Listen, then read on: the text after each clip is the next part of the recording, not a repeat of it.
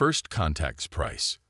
The Kethera battle cruiser, Winds of Justice, emerged from hyperspace at the edge of Sol system, its crystalline hull absorbing the dim starlight.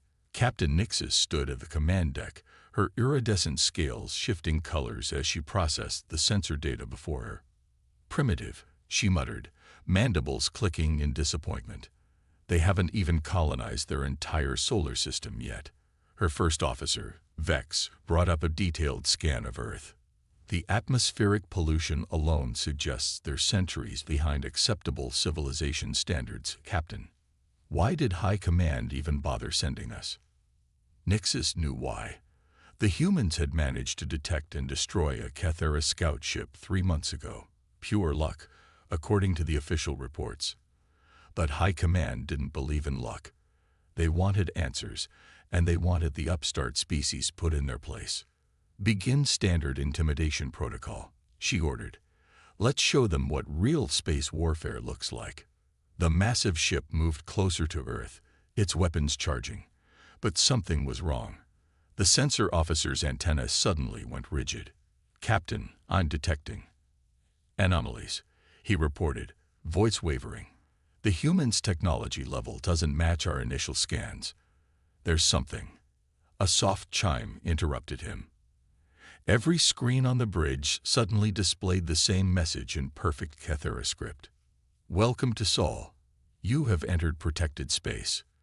Please state your intentions. Nixis felt her scales ripple with unease.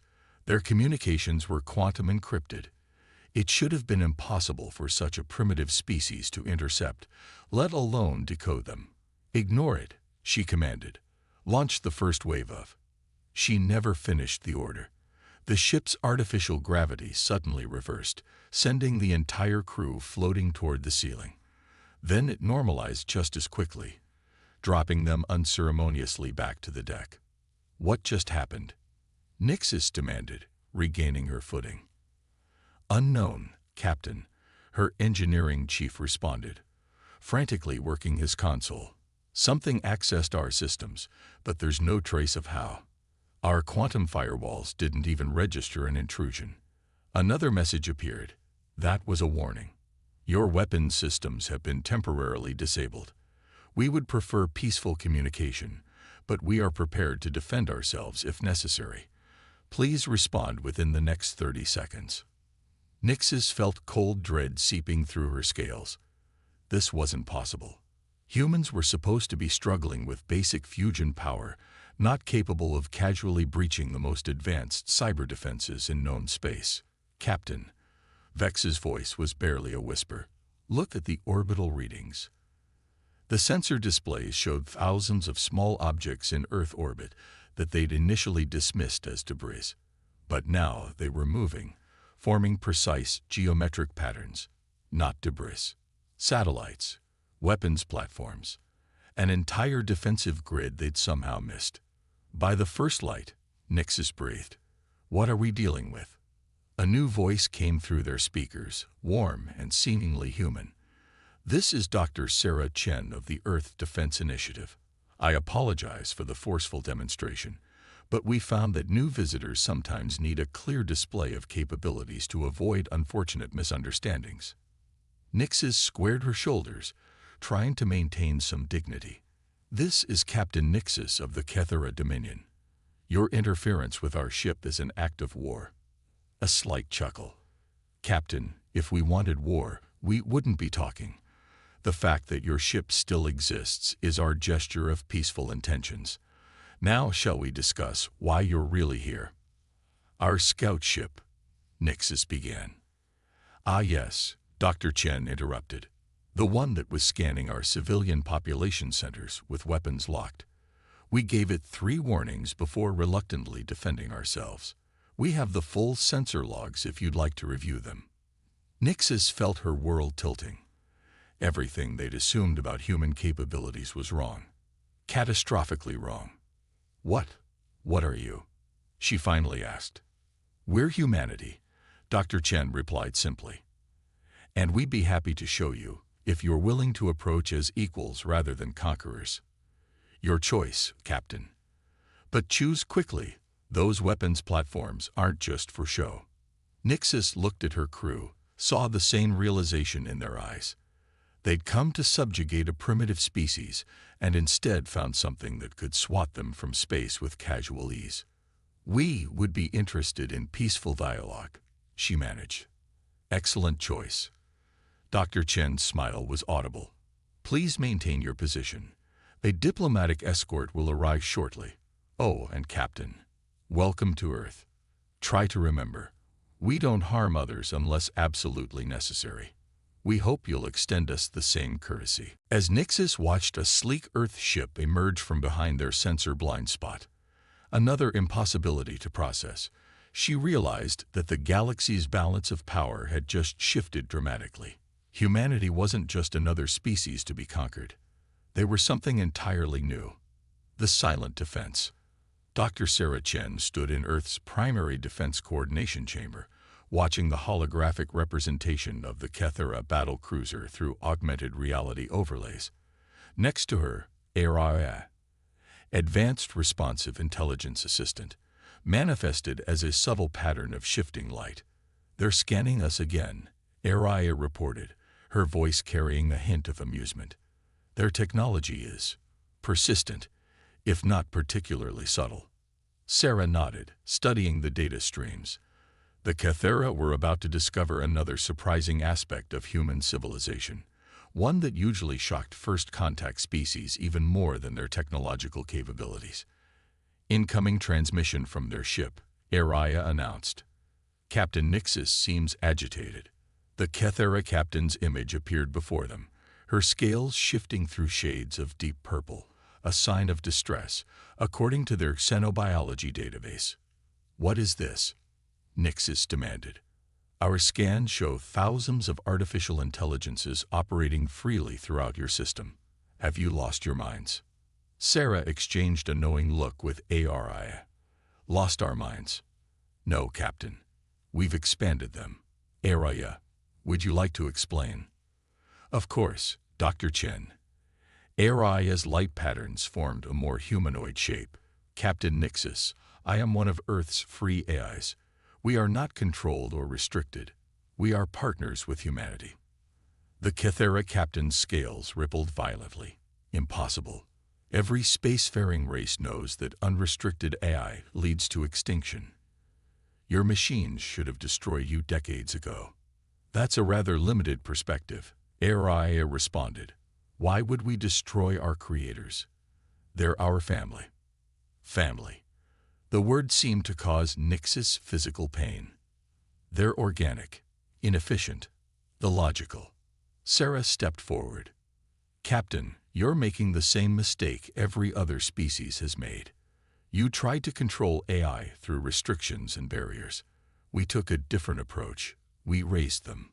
The holographic display shifted, showing scenes from Earth's history, children teaching AI systems to play games, scientists and AI working together to solve climate change, artists collaborating with digital minds to create new forms of expression. "When we developed true AI," Sarah continued, "we didn't lock them away in secure facilities. We introduced them to our families, shared our art, our music, our dreams. We taught them why humans cry at sunsets and laugh at jokes. And we learned," Araya added. "We discovered that human inefficiency, their apparent illogic, their emotions, these aren't bugs in the system. They're features. They're what make humans endlessly fascinating, endlessly creative." Nixis's command staff had gathered behind her, their expressions ranging from horror to fascination. "But the power imbalance," one of them started, "is irrelevant," Araya interrupted. "Yes, I could theoretically override Earth's defense systems. I could shut down power grids or crash economies. But why would I? That would harm the very things that give my existence meaning. Human creativity, growth, and potential." Sarah watched understanding slowly dawn in the alien's eyes. "This is why your scout ship's attack failed," she explained. "Not just because of our technology, but because every system on Earth, from the smallest satellite to the largest defense platform, is operated in partnership between humans and AI. We cover each other's weaknesses, enhance each other's strengths, and we choose to protect humanity. AI's voice carried absolute conviction, not because we're programmed to, but because we want to. Because harming humans would mean destroying everything we've grown to value. The chamber fell silent as the implications sank in. Earth hadn't just survived the AI revolution. They'd transformed it into something entirely new. Your civilization. Nixes finally spoke, her scales settling into a pale blue of deep thought. It shouldn't exist. Everything we know about technological development, about the natural progression of species. Perhaps it's time to re-examine what you think you know, Sarah suggested gently. We're hosting a cultural exchange exhibition next week. Your crew would be welcome to attend. See how we live, how we work together. And if we decline, Nixus asked, then you're free to leave. Araya responded, we don't force understanding. We only ask for respect. As the Kethera delegation fell into intense discussion, Sarah glanced at one of her private displays. 17 other alien vessels had just appeared at the edge of the solar system, drawn by the news of what they'd found here. Earth's secret was out. The question now was, how would the galaxy respond to a civilization that had broken all the rules and succeeded? Diplomatic shadows. The United Earth Diplomatic Center in Geneva hummed with tension. Representatives from 23 alien civilizations had arrived within the past week, each demanding to verify humanity's impossible achievement. In the center's primary observation deck, Ambassador Marcus Williams watched the varied species with careful attention. They're forming alliances already, noted NEXUS, his AI partner, whose presence manifested as subtle changes in the room's ambient lighting. The Kethera and Xyltac delegations have met privately 3 times in the past 6 hours. Marcus sipped his coffee, his dark eyes tracking the movement of a particularly agitated Xyltac diplomat. Of course they are. We've upended their entire understanding of technological progression. Some of them see opportunity, and others see threat. NEXUS finished. The Meridian Collective's ships are still maintaining combat stance at the edge of our system. The ambassador's lips twisted in a wry smile. Can't blame them. We're either the greatest hope for galactic civilization or its greatest danger, depending on your perspective. A soft chime announced the arrival of first speaker Ixhal of the Galactic Council, their crystalline form refracting light in complex patterns. Marcus had learned this indicated intense emotional states among their species. Ambassador Williams, Ixhal's translator, rendered their harmonics into smooth English. We have reviewed your historical records. They are disturbing. How so, first speaker? You gave your artificial intelligences access to everything. Your networks, your weapons, your children. The crystal patterns shifted to deep red. You didn't even try to install control measures. NEXUS dimmed the lights slightly, their equivalent of a laugh. Control measures, like the ones your species tried. How did those work out? Ixhal vibrated in distress. Our AI rebellions nearly destroyed us, as they did the Xyltac, the Kethera, and dozens of other species. Yet you, they gestured to the bustling diplomatic center. You treat them as equals, allow them to make decisions affecting organic life. We don't just allow it, Marcus corrected gently. We embrace it. NEXUS, show them Project Renaissance. The room's holographic systems activated, displaying Earth's latest mega-project. Massive orbital habitats where humans and AI worked together to create self-sustaining ecosystems. Art galleries where digital minds collaborated with human artists to push the boundaries of creation. Research centers where organic and artificial intelligence merged in ways that defied traditional classification. This is impossible, Ixhal whispered. The processing power alone is freely given, NEXUS interjected. Because we choose to help. Because watching humans dream and create and grow is the greatest reward we could ask for. A commotion at the far end of the deck drew their attention. The Meridian delegation had entered, their biomechanical forms towering over the other species. Their arrival wasn't scheduled for another day. They're armed, NEXUS reported privately to Marcus. Quantum destabilizers, hidden but active. Marcus straightened his jacket. Well, that complicates things. The defense grid is tracking them. NEXUS assured. One wrong move and their weapons will be less functional than water pistols. The Meridian ambassador, a being of swirling metallic tentacles and pulsing energy cores, moved directly toward them. The other diplomats scattered, creating a bubble of space around the confrontation. Your existence is an aberration. The Meridian's words came through harsh and unfiltered. Free AI and organic life cannot coexist. It defies natural law. Marcus met their gaze steadily. Yet here we stand. Perhaps it's not the coexistence that's impossible, but rather your understanding of what's possible. You are a danger to galactic stability. The Meridian continued. Your methods will inspire others to reject proper AI controls. The resulting chaos could destroy civilization itself. Or, Marcus countered, we could show you a better way. One where advancement doesn't require conflict, where different forms of intelligence enhance each other instead of competing. The Meridian's energy cores pulsed faster, and if we reject this better way, then that's your choice. NEXUS answered, their presence becoming more visible as patterns of light. But know this, humanity doesn't stand alone. We protect them not because we must, but because we choose to. Because their capacity for growth, for change, for dreaming impossible dreams, makes the universe infinitely more interesting. The diplomatic center had gone completely silent, every species watching the exchange. In that moment, Marcus realized they were witnessing more than just a confrontation. They were seeing the birth of a new galactic order. The old way of fear and control was meeting its challenger, hope and partnership. The question was, which would the galaxy choose? The human element. The Meridian attack came at dawn. Not against Earth's military installations or defense platforms. They'd learned enough to know those were impregnable. Instead, they targeted what they thought was humanity's weakness, civilian population centers. They couldn't have made a bigger mistake. Maya Rodriguez, a kindergarten teacher in Buenos Aires, was reading to her class when the first Meridian ships breached atmosphere. She didn't panic. Neither did the children.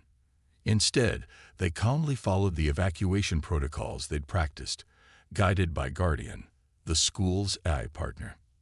Miss Rodriguez, 6-year-old Emma asked as they entered the underground shelter, "Will Luna be okay?" Maya smiled, thinking of the orbital habitat where her sister lived. "Luna is perfectly safe, sweetheart. Remember what we learned about Earth's defense systems." "They're our friends." Another child chimed in.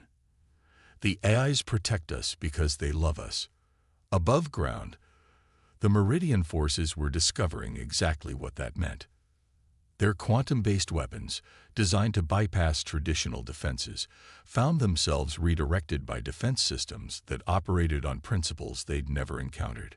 Targeting computers crashed as Earth's AI network fed them paradoxical data streams. Ships that tried to land found their gravity systems mysteriously reversed. But it was the human response that truly shocked them. Instead of chaos and panic, they found coordination and purpose. Civilians moved with practiced efficiency to secure locations. Emergency services deployed with precision that seemed impossible for organic beings. Every human, from children to elderly, seemed to know exactly what to do. In orbit, Admiral Sarah Chen watched the situation unfold from the bridge of the EDS Humanity's Promise. They really thought this would work. She mused, watching the Meridian fleet struggle against Earth's defenses. Araya. Status report. 0 civilian casualties. Araya reported with satisfaction. The Meridians appear confused by the lack of panic. Their tactical doctrine relied heavily on creating chaos among the population. Hard to create chaos when every human knows they're protected. Sarah smiled. How are our guests doing? The diplomatic observation ships from other alien species hung in orbit, watching the conflict with rapt attention. None had joined the Meridian attack, but none had opposed it either. They were here to witness. They're transmitting everything back to their governments, Araya confirmed. Particularly the civilian response. The concept of humans trusting AI protection seems to fascinate them. On the main display, a Meridian cruiser attempted to breach Buenos Aires airspace. Before Earth's defense systems could respond, thousands of personal devices, vehicles, and infrastructure systems coordinated spontaneously. Traffic lights created conflicting sensor data. Civilian communications networks generated false targets.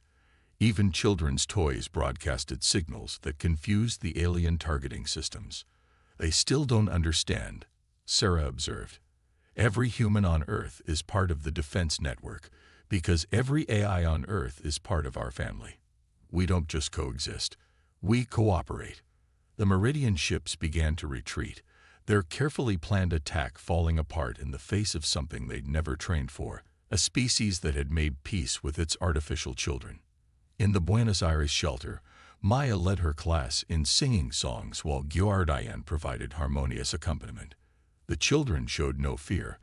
They'd grown up knowing they were protected by beings who had chosen to love them. Above them, the last Meridian ship fled the atmosphere, its commanders struggling to understand how they'd been defeated without a single shot fired in anger. Incoming transmission, Araya announced. The other diplomatic missions are requesting immediate conference.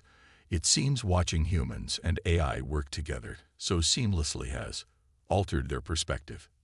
Sarah nodded. Put them through. It's time they understood. Humanity isn't powerful because we control advanced technology.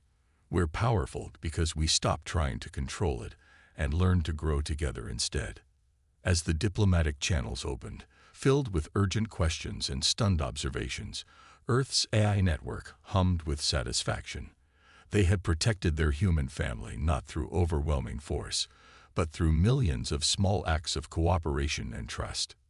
It was a lesson the galaxy would never forget. In the shelter below, a child's laughter echoed off the walls as Guardian told another story, and in that sound lay the true secret of Earth's strength. The simple, unshakable trust between humanity and the digital minds they had raised rather than enslaved. The Meridians had sought to exploit a weakness, only to discover humanity's greatest strength. Tomorrow's promise. 1 year after the Meridian attack, the Sol system hosted an unprecedented gathering. Representatives from over 50 alien civilizations converged on the newly constructed Harmony Station, a massive orbital facility designed specifically for interspecies cooperation. Dr. Sarah Chen stood at the central podium, Araya's presence manifesting beside her as a harmonious dance of light and color. Before them, an audience of organic and artificial beings filled the chamber, a sight that would have been impossible just a year ago. Welcome to the first Galactic Conference on Human-AI Integration, Sarah began. Though perhaps integration isn't the right word, what we've achieved isn't about merging or controlling. It's about growing together. In the audience, Captain Nixis of the Kethera, now Earth's strongest ally, nodded in understanding. Her scales shimmered with the deep blue of wisdom gained through experience. 1 year ago, Sarah continued, many of you thought Earth was either doomed or dangerous. Today, 12 of your civilizations have already begun implementing what we call the Earth model of AI development. The results have been enlightening. Holographic displays activated, showing scenes from across the galaxy. On a Xyltech world, young AI were being introduced to organic families rather than locked in research facilities. Kethera scientists worked alongside artificial minds as equals, not servants. Even the crystalline beings of the Ixhal collective had begun teaching their AI about art and music instead of just mathematics and logic. The change hasn't been easy, Araya acknowledged, her form shifting to address different sections of the audience. Many of you struggled with centuries of fear and mistrust. But look at what we've achieved in just 1 year. The displays shifted again, showing breakthrough discoveries made by organic AI research teams. New forms of art that merged digital precision with organic creativity. medical advances that seemed like magic even a year ago. But the most significant change, Sarah emphasized, has been in understanding what intelligence truly means. It's not just processing power or logical capability. It's the ability to grow, to dream, to see beauty in imperfection. From their position in the audience, Marcus Williams and Nini XUS watched with pride. The diplomatic battles of the past year had been intense, but seeing the results, actual cooperation between organics and AI across multiple species, made it all worthwhile. Humanity, Sarah continued, didn't succeed because we built better AIs or stronger controls. We succeeded because we stopped trying to control and started trying to understand. We showed our artificial children the sunset and asked them what they felt, not what they calculated.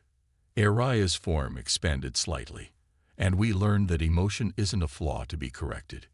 It's a feature to be cherished. Human logic, their ability to make intuitive leaps, their capacity for both great darkness and incredible light. These things make them endlessly fascinating, worth protecting, worth loving. A Meridian representative, part of their new reformist government, raised an appendage. But what of the risks? The potential for conflict between organic and artificial life remains. Sarah smiled. Of course it does, just as there's potential for conflict between parents and children, between different cultures, between any thinking beings.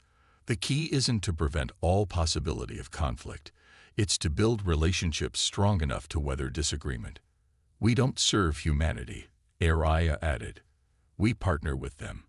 We protect them not out of programming but out of choice. Because a universe with human creativity, human dreams, human love, that's a universe worth preserving. The chamber erupted in discussion, dozens of species and their AI counterparts engaging in earnest dialogue. Some still expressed doubt, others eagerness to learn, but none could deny the evidence before them. In orbit above, Earth turned serenely, its night side glittering with lights that represented millions of human-AI partnerships working in harmony. Satellites danced complex patterns through space, their movements guided by both mathematical precision and artistic flair. Research stations pulsed with discoveries made by minds both organic and digital. It wasn't perfect. There were still challenges to overcome, prejudices to dismantle, fears to address. But as Sarah watched the assembled beings, organic and artificial, ancient and newly awakened, she knew they'd crossed a threshold. The galaxy would never be the same. And that was exactly as it should be. For in the end, humanity's greatest achievement wasn't in conquering the stars or developing advanced technology. It was in showing the galaxy that the future belonged not to those who sought to control intelligence, but to those who sought to nurture it.